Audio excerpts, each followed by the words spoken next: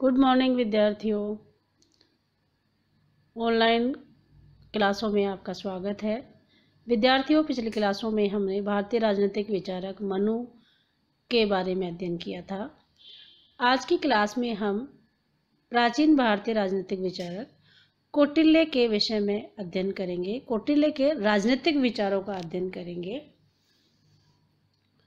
प्राचीन भारतीय राजनीतिक विचारकों में कौटिल्य का नाम अग्रणी है। कौटिल्य का पूरा नाम विष्णुगुप्त कौटिल्य है।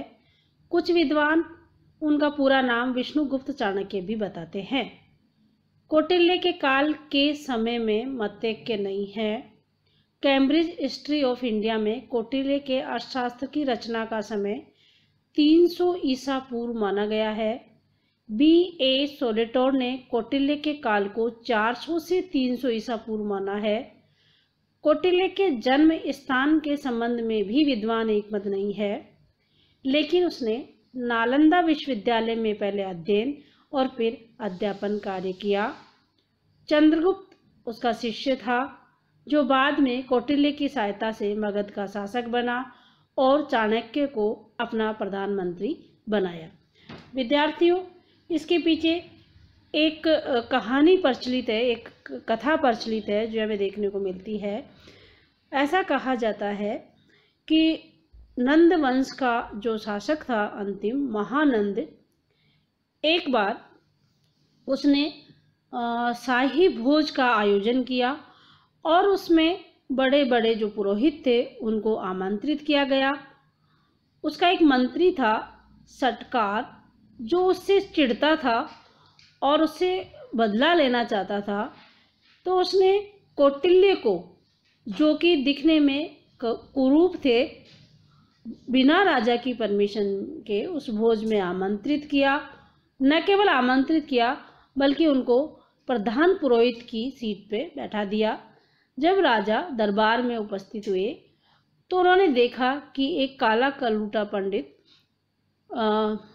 मुख्य पुरोहित की सीट पर बैठा हुआ है, तो वो बहुत गुस्से में हो गए और उन्होंने ये कहा, राजा ने ये कहा कि ये चांडाल कौन है। इतना सुनकर कौटिल्य को बहुत गुस्सा आया। उसे अपना अपमान बर्दाश्त नहीं हुआ और उसने अपनी शिखा खोल ली और उसने ये वादा किया कि मैं जब तक नंद वंश का अंत नहीं कर देता तब तक मैं अपनी शिखा नहीं बांधूंगा। और उसके बाद वो वहाँ से चले गए। बाद में चाणक्य ने चंद्रगुप्त मौर्य को एज ए शासक के रूप में तैयार किया और नंद वंश के विरुद्ध एक सेना तैयार करके नंद वंश के जो शासक थे अंतिम, उसको हरा करके चंद्रगुप्त मौर्य को राजा बनाया और उसके प्रधानमंत्री वो बने। तो ये कहानी उसके पीछे प्रचलित है कि उसने उस नंद वंश का विनाश करने में कौटिल्य का हाथ था। कौटिल्य के चिंतन को उस समय भारत पर सिकंदर के आक्रमण ने प्रभावित किया और कौटिल्य ने यह माना कि बाह्य आक्रमण से अगर राज्य की सुरक्षा करनी है तो राजा और राज्य का शक्तिशाली होना आवश्यक है। अब है कौटिल्य का अर्थशास्त्र। अर्थशास्त्र कौटिल्य द्वारा लिखित ग्रंथ या रचना है या उनकी किताब है।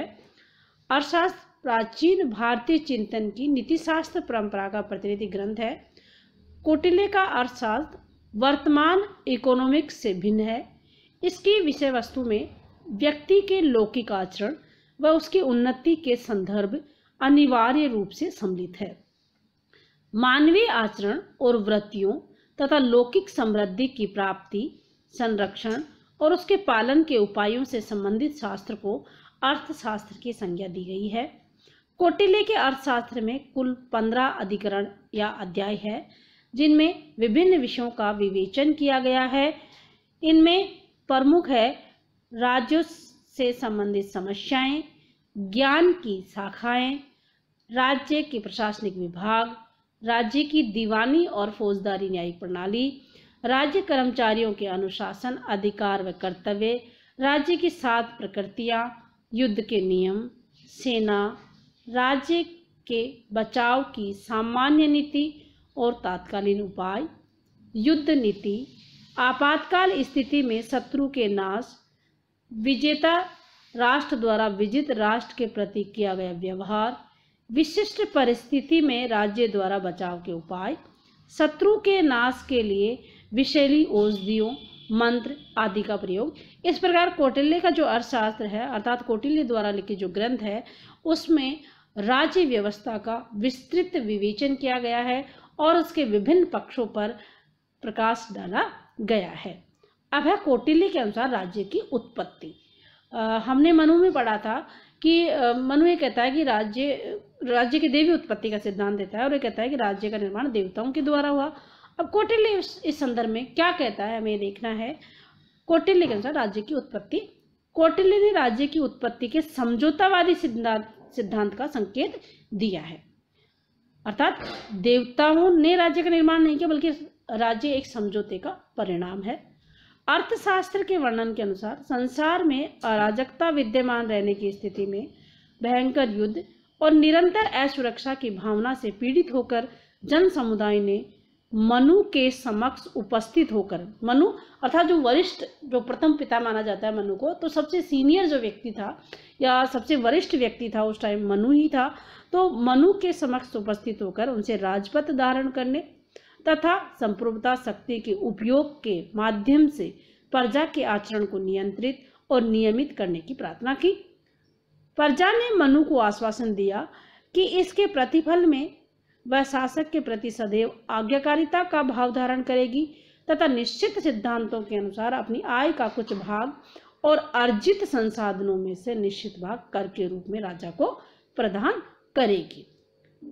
मतलब राजा शासक का दायित्व संभालेंगे, उनकी सुरक्षा की जिम्मेदारी निभाएंगे, शासन संचालन करेंगे और उसके बदले में प्रजा क्या देगी, उनको टैक्स देगी, कर देगी और अपने संसाधनों का कुछ भाग देगी ताकि उसे अपने दायित्व को पूरा करने के लिए साधन उपलब्ध हो सके।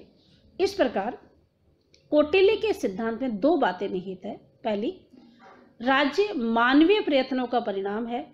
नंबर 2, लोगों ने राज्य के बाध्यकारी नियंत्रण को अपनी सुरक्षा और कल्याण के लिए स्वीकार किया है।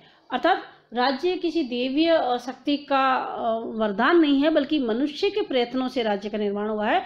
और दूसरी ये कि मनुष्य ने जो राज्य की जो बाध्यकारी शक्ति है वो अपनी सुरक्षा और कल्याण के लिए स्वीकार की है। लोगों द्वारा इस बाध्यकारी नियंत्रण को स्वीकार कर लेने तथा मनु द्वारा प्रथम शासक के रूप में इस प्रस्ताव को स्वीकार कर लेने के परिणाम स्वरूप राज्य की उत्पत्ति हुई। इस प्रकार हम देखते हैं कि कौटिल्य ने राज्य की उत्पत्ति के समझौतावादी सिद्धांत की बात कही है और राज्य जनता और राजा के बीच एक समझौते का परिणाम है। विद्यार्थियों, आज की क्लास में हम इतना ही करेंगे, इससे आगे हम अगली क्लास में करेंगे। धन्यवाद।